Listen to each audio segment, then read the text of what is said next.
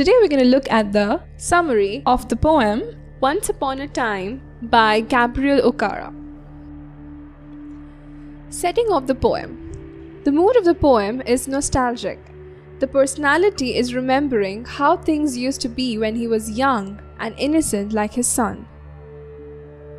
The poem highlights the guilt and resentment an African man feels for himself to accept the culture of the Westerners. He notices a marked change in the attitudes of his people. Those who were once so genuine, warm, and sincere have now suddenly turned cold and hostile towards him. The poet's use of a child-like lexical field contradicts the poem's morals about growing up. Once upon a time leads the readers to believe it to be like a story, and the poet does present it in a narrative way. But once we realize that he is talking to her son, it could suggest the fairy tale feel is on his behalf. The poem is also structured like a mirror, as the first three stanzas talk about innocence, whereas the next three portray experience. Furthermore, the poet is constantly reflecting on the two times of their life. Summary. Stanza 1. Once upon a time, son, they used to laugh with their hearts and laugh with their eyes. And now they only laugh with their teeth, while their eyes block cold eyes, search behind my shadow. In the first stanza, at the start of the poem, Okara writes they used to laugh with their hearts and eyes, but now they only laugh with their teeth, while their eyes block cold eyes, search behind my shadow. This phrase illustrates the change in the way people act, showing that their laughs used to be genuine and heartfelt. However, now their attitudes have changed. The description of laugh with their teeth illustrates someone showing false interest. The dark imagery, eyes block cold eyes, which follows, shows that there is no emotion or feeling in the action. Summary. Stanza 2. There was a time indeed they used to shake hands with their hearts, but that's gone, son. Now they shake hands without hearts, while their left hands search my empty pockets. This stanza illustrates that all good intentions have gone and how now it is every man for himself.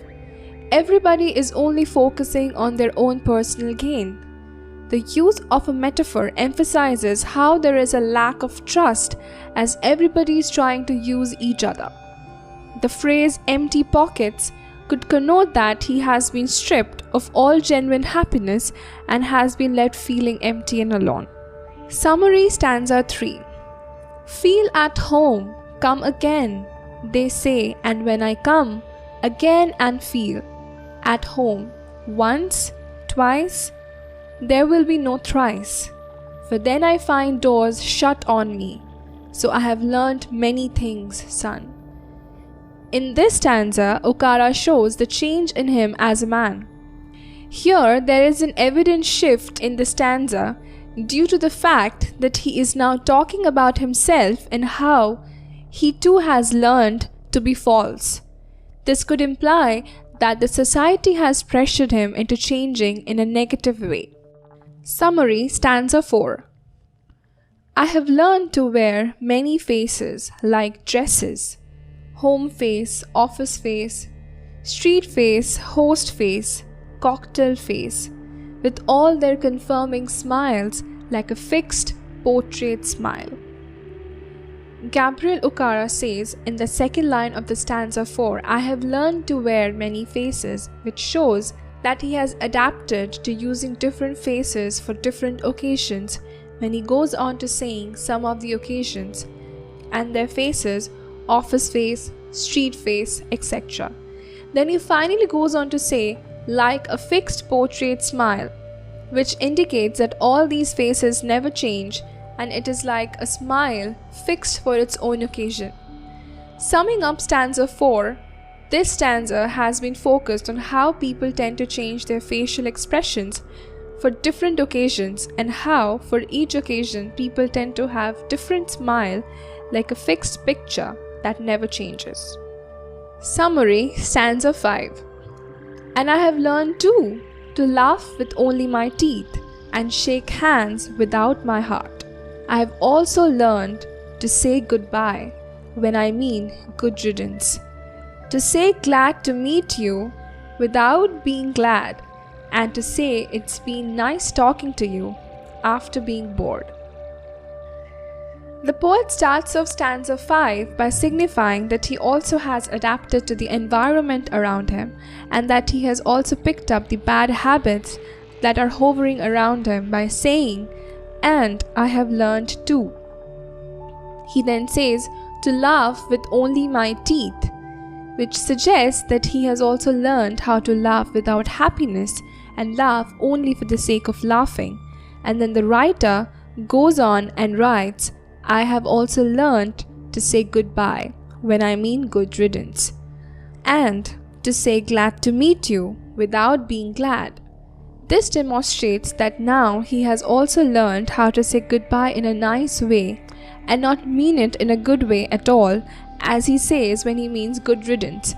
He now says glad to meet you without being pleased, as he says after being bored, which indicates that it was boring meeting the person. However, he'll still put on a smiley and cheerful face while talking to him.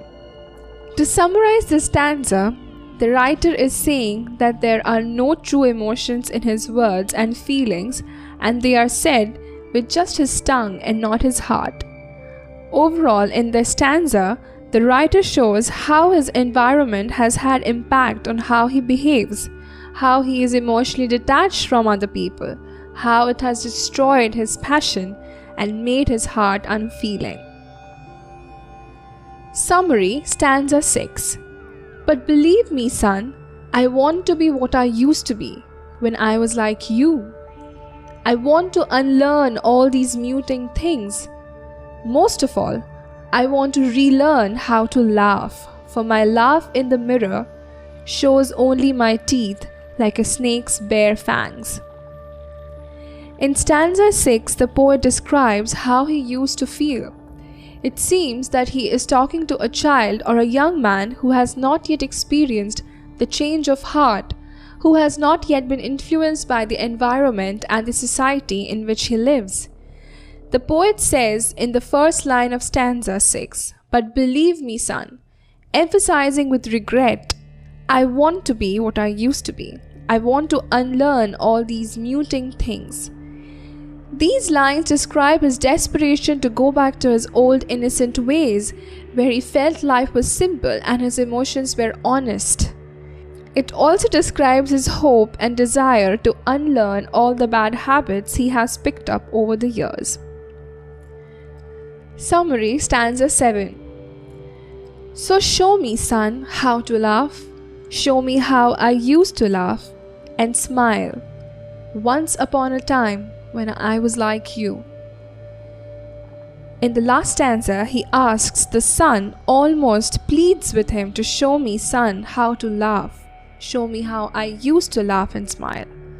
He sums up what he has been trying to say throughout the whole poem to the person he is having this conversation, to teach him all the good habits he has lost and to teach him to have true honest emotions.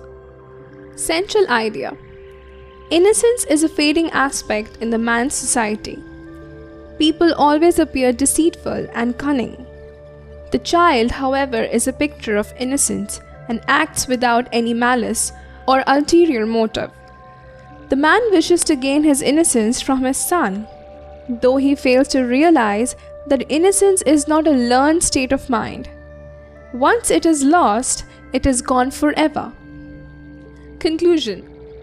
Once Upon a Time highlights the guilt and resentment an African man feels for himself to accept the culture of the Westerners. He notices a marked change in the attitudes of his people. Those who were once so genuine, warm, and sincere have now suddenly turned cold and hostile towards him. He realizes that the early values which always existed in the African society, like sincerity, good-naturedness, simplicity, wholeheartedness, hospitality, friendliness, originality, identity, uniqueness, and overall satisfaction have now faced a drastic and dramatic change. He finds himself behaving in the same way as those around him. He feels a great sense of guilt and self-loathing and thinks about how fake he has become, losing his true identity and turning different, the fixed expression for different occasions, an unnatural smile plastered across his face. He confesses to his son that he does not like the person he has become and wants to change and go back to the way he was before in his childhood. He asked his son to help him to go back to who he was and get back his lost identity. He expresses a desire to unlearn whatever he has forced himself to learn in order to gain his sense of self back. He asks his son to help him be happy once again and acquire the childlike innocence he once possessed as a child.